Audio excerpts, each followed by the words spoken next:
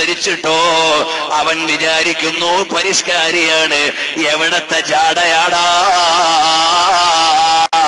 ഇതൊക്കെ നിന്റെ കേവലം താൽക്കാലിക ജാടയല്ലാതെ ബുദ്ധിമാന്മാരെ ഇതിനൊന്നും ആടാൻ കിട്ടൂല. മുടിവെട്ടി ഏതോ കളിക്കാരന് തല പണയം വെച്ച ബുദ്ധിയില്ലാത്തവൻ. നിനക്കില്ലടാ ഒരു വ്യക്തിത്വം? നിനക്കില്ലേ ഒരു ഐഡന്റിറ്റി? നിനക്കില്ലേ ഒരു പേഴ്സണാലിറ്റി? അതൊന്നും ഇല്ല. മറ്റവന്റെ മോഡൽ തല. ഈ തലയും മുഖവുമൊക്കെ നൽകിയ അള്ളാഹുവിനെ അല്ലേടാ ചിന്തിക്കേണ്ടത്. കല്യാണത്തിന്റെ അന്ന് ഉടുത്തൊരുങ്ങിയിട്ട് ആറാടുന്ന പെണ്ണേ, പേര് പുതിയ പെണ്ണെന്നാണ്. പക്ഷേ വർഷം കുറെ പഴകിപ്പോയി. ഇനി ഖബറിലേക്ക് ബാക്കിയുള്ളത് എത്രയെന്നറിയില്ല. പ്രിയമുള്ള പെങ്ങളെ, നിന്റെ വിചാരം എവിടെയാണ് വരേണ്ടത്? എന്റെ വിവാഹത്തിന്റെ ദിവസം എന്റെ ജീവിതത്തിലെ ഒരു ടേണിംഗ് പോയിന്റ് ആണ്. ഇന്നൊരു ഹറാമും എന്റെ ജീവിതത്തിൽ വരാൻ പാടില്ല. അള്ളാഹു വിലക്കിയ ഒരു കാര്യവും വരാൻ പാടില്ല. ചില നാടുകളിൽ കണ്ടില്ലേ, പുതിയ പെണ്ണിനും പുതിയ ആപ്പളക്കും പോകാൻ പിരാന്തൻ കളിയുടെ നാടുകൾ. ഇന്നാലില്ല. നേരെ ചൊവ്വയുള്ള വാഹനത്തിൽ പോയാൽ അത് സ്റ്റൈലാവൂല. ചിലയിടത്ത് കാളവണ്ടി പോയാലേ പറ്റൂ, ചിലപ്പോ JCBയിൽ പോയാലേ പറ്റൂ. എന്തെല്ലാം ഭ്രാന്തുള്ള ലോകമാണ്. മസ്തിഷ്കമാർക്കാണോ പണയം വെച്ചത്?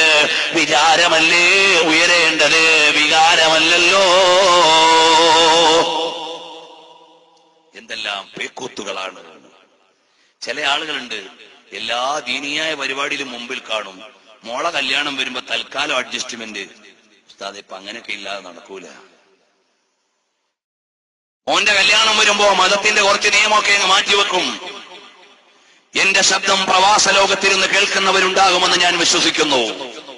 KMIC-യിലൂടെയും SGV-യിലൂടെയും മറ്റു ക്ലാസ് റൂമുകളിലൂടെ ഒക്കെ കേൾക്കുന്നവരുണ്ടാകാം.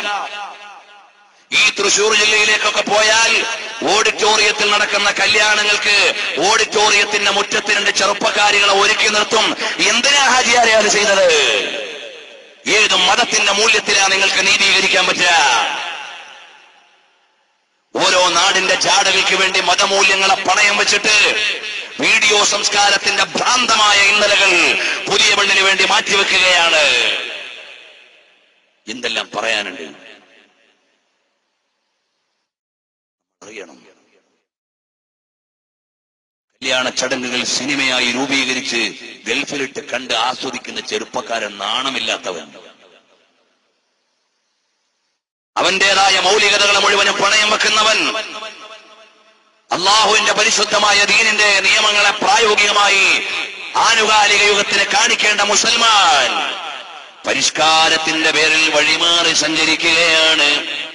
പ്രിയമുള്ള സഹോദരാ, അതുകൊണ്ട് വളിരിബി സൈഫിൽ വഹി കുല്ല മുഅത്തിലി ളർബൽ മുജാഹിദി ഫൗക കുല്ലി ബനാനി വജഅൽ കിതാബ അല്ലാഹി വസുനന അല്ലതി മോനെ അല്ലാഹുവിന്റെ ഹബീബ് സല്ലല്ലാഹു അലൈഹി വസല്ലം തങ്ങളുടെ ചര്യകളെ നീ ഒന്ന് പിൻപറ്റണേ. നീ എല്ലാത്തിലും അല്ലാഹ് എന്താ പറഞ്ഞത്, റസൂലുള്ള എന്താ പറഞ്ഞത് സല്ലല്ലാഹു അലൈഹി വസല്ലം, അതല്ലേ ഒരു വിശ്വാസി ചിന്തിക്കേണ്ടത്. ഈ ദുനിയാവിലെ പ്രതിഫലത്തിന്റെ ലോകമല്ല, ഇത് അധ്വാനത്തിന്റെ ലോകമാണ്. പ്രതിഫലം അപ്പുറത്തെ പരലോകത്താണ്. ഇത് ആരാധനയുടെ വീടാണ്. ഫലം നാളെയാണ്. ഇത് പരീക്ഷാ ഹാളാണ്.